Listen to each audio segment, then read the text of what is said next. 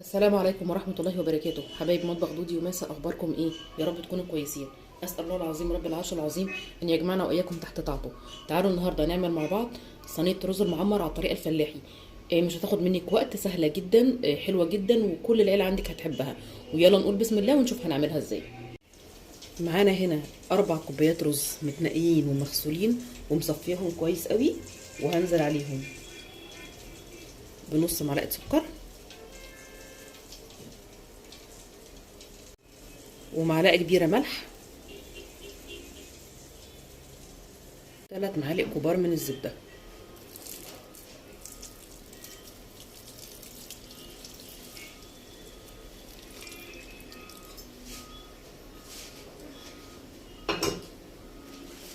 وهقلب الرز مع الملح والزبده والسكر لحد ما الرز كله يتغلف في الزبده.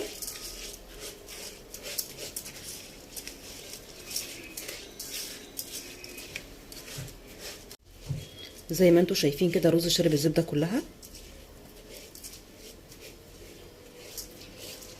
وهنا هنزل باللبن. ادي اول كوبايه، 2 3 4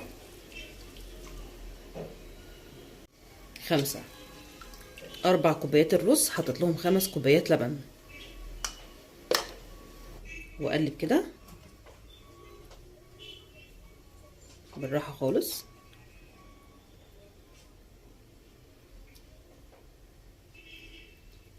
واخر خطوه جبت قشطه وضربتها بشويه لبن وهنزل بيها على الوش.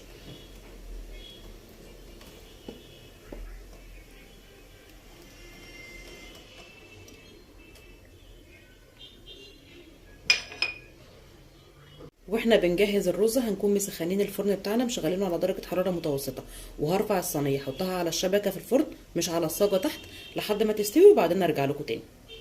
ورجعنا ليكم من تاني بعد ما خرجت صينيه الرز من الفرن. شكلها رهيب، ريحتها رهيبه، ومتاكده ان طعمها هيبقى رهيب.